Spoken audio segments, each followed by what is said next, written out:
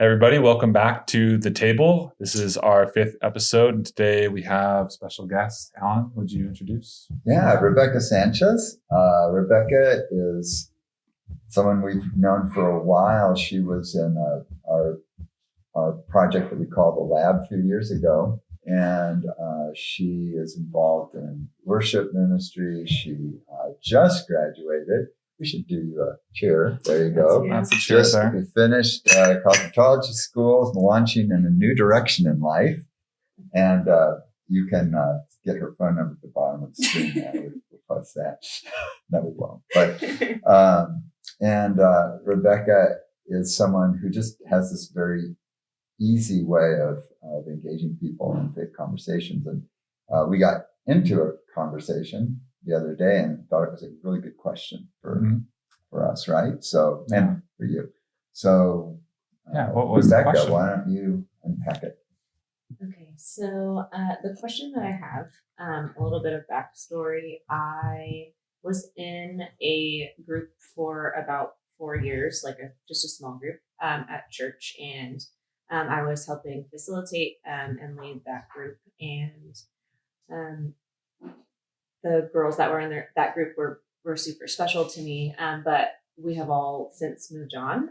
But because I just started cutting hair, doing hair, I've reached out to a few of them and just have mentioned like, hey, if you ever want your hair done, just let me know. And so one of them has come over, and I was just finding it a little bit difficult to engage in faith conversation, just because I know that she's since kind of taken a little bit of a step back. And so my heart for all of the girls that I was in the group with is just for them to know and experience the fullness of everything that the Lord brings, and in relationship with Him. And so yeah, I was we talked about a whole bunch of different things, but I found it difficult to just kind of bring the conversation back to faith. Yeah. Yes. Yeah. And so it was, it was nice to catch up and learn about what she's been doing recently, but I was just hoping for a little bit more, and I wasn't entirely sure how to get there. So was it like, did you feel like there was a pointed, or was it just sort of it just didn't go that she wasn't taking, embracing that particular subject?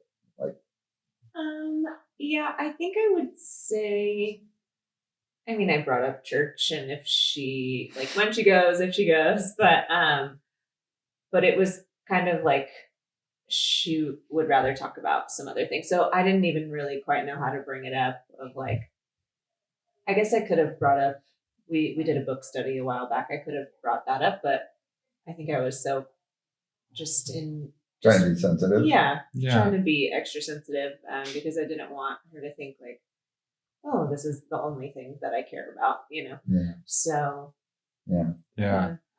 Yeah, I've been in that kind of situation several times where honestly, kind of what you were saying about wanting to share, you care for this person. This is not like a notch on your belt kind of conversation. You're not out for heads. You're trying to just engage them about something that was important to them, and it's very important to you. Mm-hmm. And you're sitting there kind of thinking, so do I just ask them, hey, how's your relationship with God? Or is that going to be awkward? Or, you might do some mental inventory searching for something that you think you can grab onto, previous book study. Yeah, I've been there. And it's kind of you kind of wonder, should I do this right now? There's a lot of questions. I think it's a really good question. I think I found myself there a lot. And not even necessarily with the people that I've been in a small group with. I think just in general that that it just relates to everybody, and it's okay, so when do I bring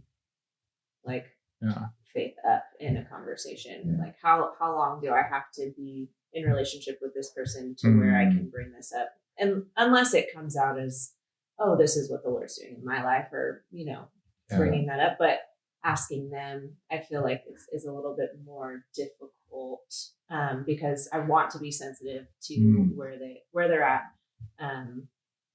So I feel like, yes, it's about this specific situation, but also just in general. Generally, how and when can I do this? Yes. Yeah, that's a really awesome question.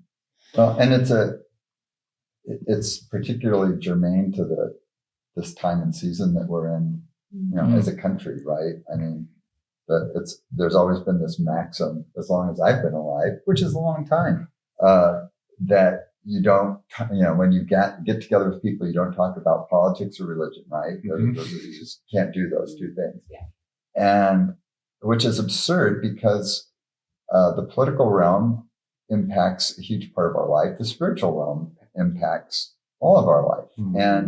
And so, which is why it's difficult, because we care about these things.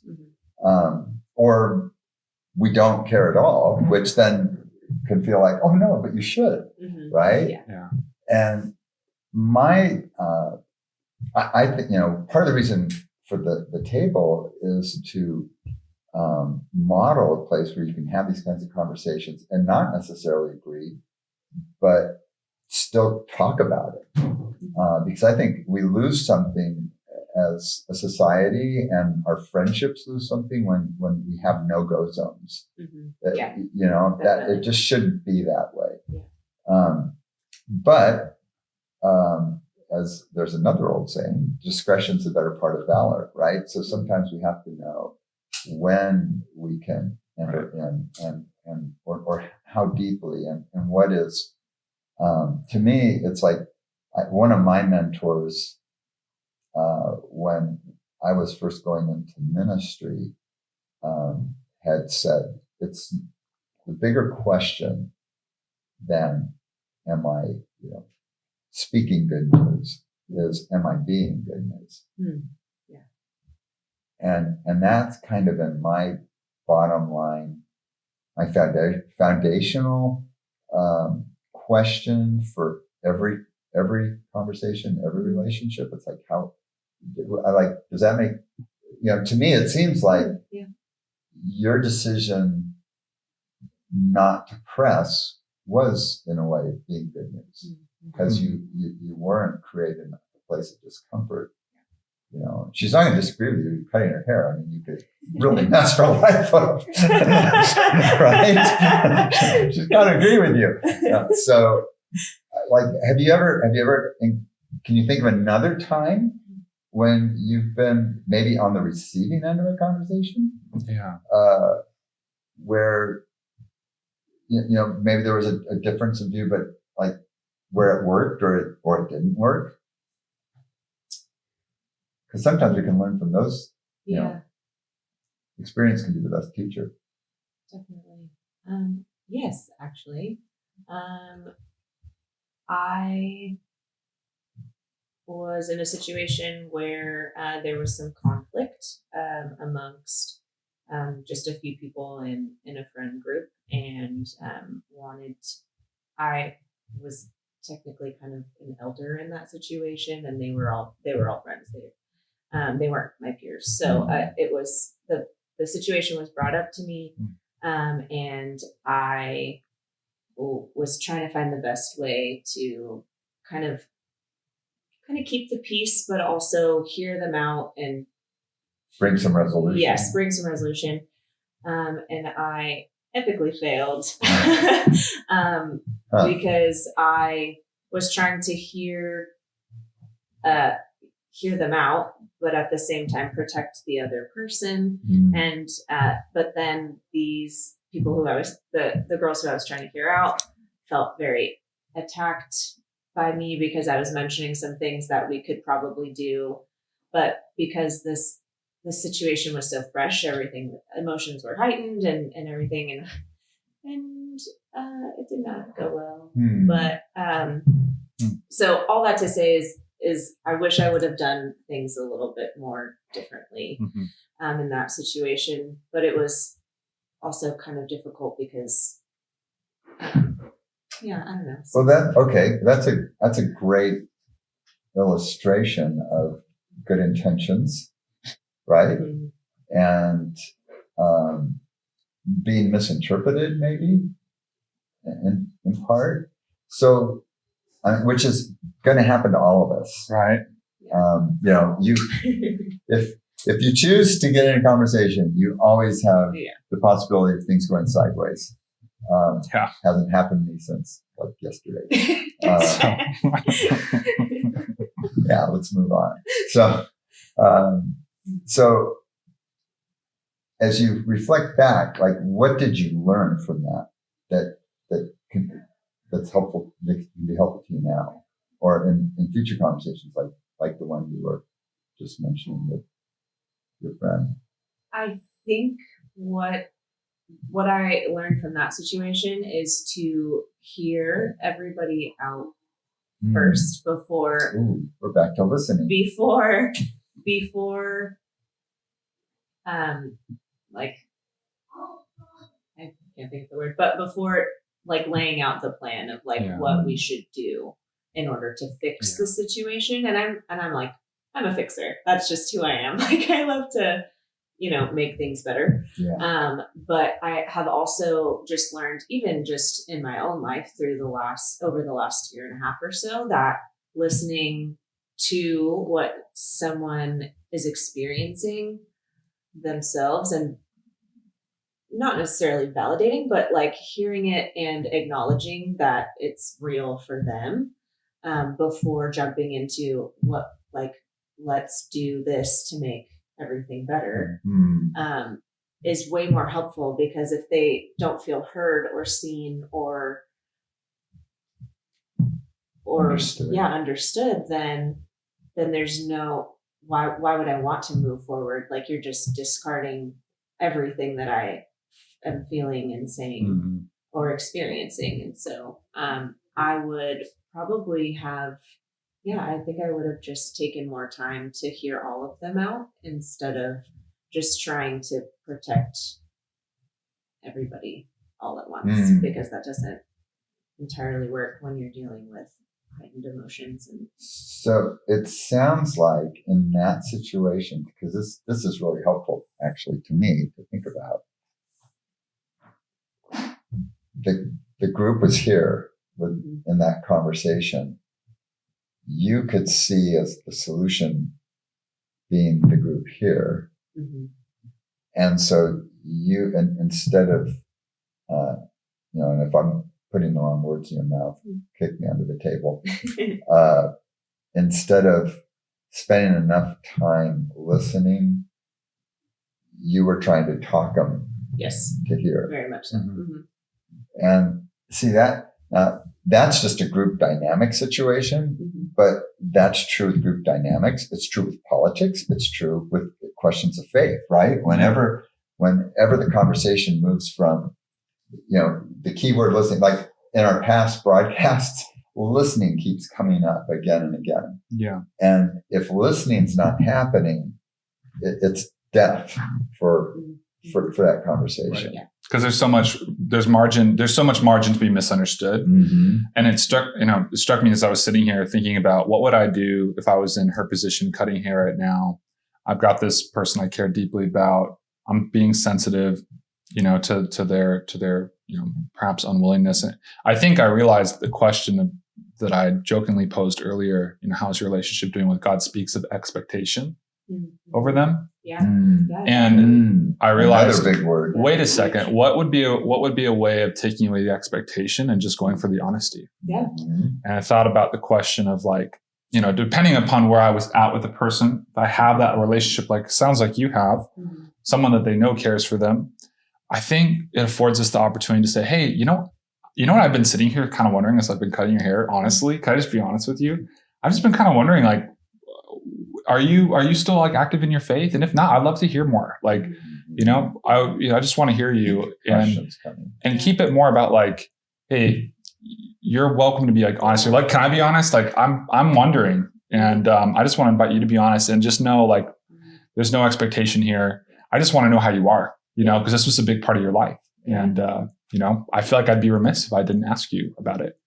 Yeah, that's huge. That's super good. Yeah. And I think it's just a fear thing. Like I was just so afraid. I didn't want to like ask and then her just get defensive or whatever, because I know that I've done that before where it's like, I feel like there's this expectation of like where I have to be all the time. Mm. And if I'm not there, then like I'm disappointing the other person. Exactly. And so I don't necessarily, and it's like, yes, I would love to be honest with you, but I'm also really afraid to be honest with you. And so, taking away the expectation would be huge. And I think in the example that you just gave would be one, because then you're like, I just care about you. Yeah, like, I just totally love do. you so much. And so I just like genuinely want to know how you are, because then that would help me pray or, help whatever. Or just connect with you. I just want to know, this is how we met, was talking about things of faith. And definitely. I think also part of that is your own vulnerability by saying, hey, I just want to be honest with you right now. As I cut your hair, just friend to friend, could I have permission to ask you a question about your walk? And then even prefacing, like, I hope I'm not going to ask you because I expect you to be somewhere. I just genuinely want to check in with you. Yeah. And I think that's the word that comes to mind is like being a sanctuary for people, because they don't go to church, right? Everybody. Oh, is that what you have on your wrist? Yes. Oh my. That's right. I didn't see that when you walked in. Wow. But like they have that phrase, like, you're the only Bible like people are ever going to read. But I think you're also like people who don't go to church and engage in their faith that way. You might be the only sanctuary that they actually can enter into safely and to listen to. And I think that's what people want. That's why people usually, in my experience, aren't usually returning sometimes to faith communities. Maybe they don't feel heard or safe enough to be honest. And you could be like a little mobile sanctuary right there, and give them an opportunity to say things that maybe they've been wanting to say. Can I trust you to be safe with me? Is really kind of that underlying question. Yeah. And it's and like I said, just bringing it back to the present, that's the answer frequently in the larger forum is no. You can't. And we have I think peacemaking is Jesus said, blessed are peacemakers. Well, peacemaking it's an active engagement. It's not passive. You actively pursue peace and the making of peace, and that means creating spaces for people where they can have where they can be, where they cannot talk, which I think that was the right thing. If there wasn't any indication of wanting to engage, then it was right not to. I had a situation. I was with a group of guys, and over a couple of days, we're on this trip together. It was like different guys coming together. It was, a surf trip, and so guys didn't all know each other, but it was pretty evident quickly that there was a political consensus among most of the guys, and then there was someone else who didn't say much, and I just kind of sensed, okay, this person is staying quiet, and there was a time when the two of us were just kind of sitting outside, and so I just asked a question, something like, do you think it's very easy in the present to have, I know, I think I said, how do you think we can go about having civil conversations about politics? And they said, it's hard to do right now. But that was the message to that person that, okay, I think you may not be on the same page as all these other people, and I'd love to hear. And we had a really good conversation. It was political, not religious, but it's the same issue. We were able to have a really fascinating conversation because the signal was out. I'm not coming after you. Yeah. You know, I'm not going to help you. Yeah. Yeah. Definitely. Yeah. Right. And so I think there is that challenge on us as peacemakers, as the ones that, you know, as people of God, to be peacemakers, that we need to take that initiative. We need to create the spaces. We need to do everything we can to remove the barriers and give people that sense of security, right? So I think you did that with your friend. You know, you did what you could do. And now I know how to engage her A little differently. bit. Yeah, I love that question. Yeah. Well, and that's with a person that you are like deeply connected with, that you could say that, you know, I'm not going to be in the supermarket and be like, hey, you're up next, but I got to be honest with you. I'm just really thinking, like, what's your whole belief system, you know? But you asked a question about that too, of like, well, not just with people in my relationships, but just briefly, we could probably touch on how do I bring up conversations of faith in a way that's honestly genuine, but it's not, and it's also not, you know, it's walking that tension of not being forced. So that was part of your question, right? Okay, cool. Hopefully I got that. So if we could briefly touch on that, or maybe it's for another episode. I think maybe we did we? Do you feel like you got an answer? Or is there more to unpack? I think yes and no. I think I got an answer more to the first part of my question with the person that I've had a relationship with, and in a setting where faith was the topic of conversation. But I would say, I think it is a little bit different when it is somebody that you aren't entirely sure has any type of faith connection at all. And you just like care about them as a person. But you might not even really know them super well, because I know that trust comes in to that. Right. But without building like so much trust, I'm just wondering how. Seems like you have a thought about that. Well, yeah, I think that my experience has told me this. I could think about lots of things to say right now, but I think here's my experience. The more I ask questions to somebody, the more they tell me about themselves. And the more they tell me about themselves and the more I continue to inquire, the more safe they are. And it's almost as if, and I kind of almost think this is true, and maybe this is something for you to go test us on. I honestly believe almost every conversation leads back to God if you continue to participate in it as a person who's listening and asking questions. It has never failed me when I'm in, you know, here I'm at the car wash waiting for my car. I'm sitting next to somebody.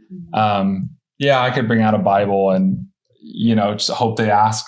But, you know, what I've learned is just like, if I just say something funny, get a conversation started and start asking that person about what they do and what they, you know, we start talking about lots of things, their family, their job, what they like to do. And then all of a sudden it always turns to, you know, somehow it always gets there. So I just think continue to follow up and ask questions is such a big part of that.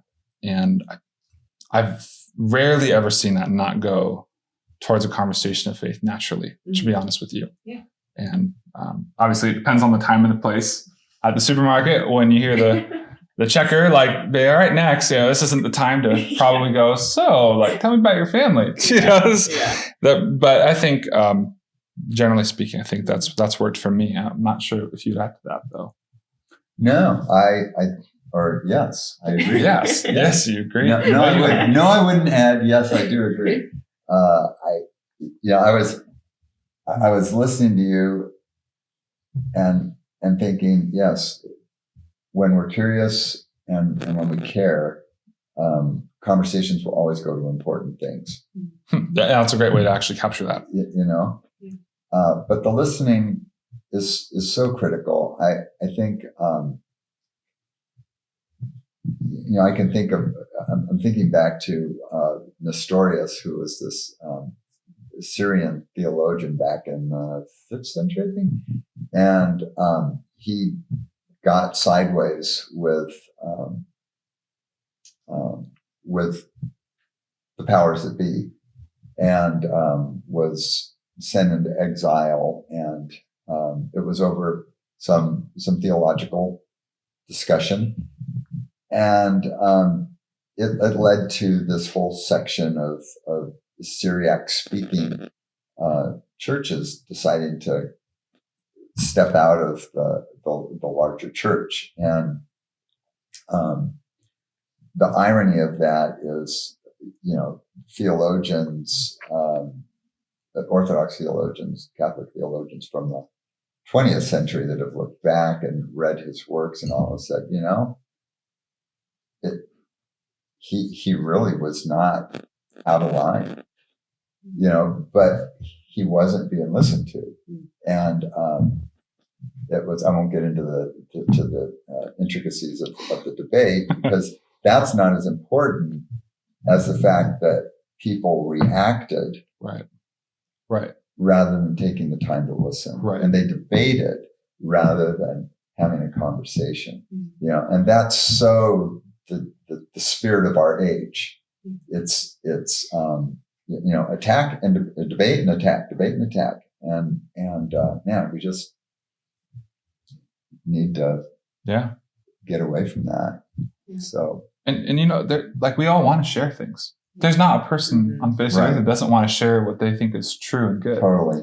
When I think about Jesus, I mean, he's a guy who literally walked into synagogue one day and said, I'm here, right? The Spirit of God's anointed me to preach good news. That's what I'm here to do. Mm-hmm. Then you look at the way he did that. And it's not always this resounding, booming attack and debate. It's like there's questions involved, and individuals were listened to. They felt so cared that they could talk with Jesus about like pretty much anything. And even really, like, people would ask him crazy questions. Like, one guy walked up to him and said, "So what do you think the most important thing about God is?" And Jesus, out of all the times he never answered questions, this is one of the times he did. He said, to love the Lord your God by your heart, soul, mind, and strength. But someone felt the comfortability to walk up to Jesus and go, I want to know what the most important thing about God is as you see it. The safety that he must have engendered as he lived his life was probably paramount for that discussion to occur. That's huge. I actually don't think I had ever thought about that before. Like that, the way that Jesus was just an invitation. It was just, I mean, yes, I know that, but I don't think it's ever resonated with me where it's like, wow, he was a safe space for people to ask these questions. Like, yes, the Pharisees wanted to totally attack him and do all these things, but for the people who didn't have an agenda, also felt comfortable, like, because you think, oh, the Pharisees know everything, so they have the right to ask Jesus a question.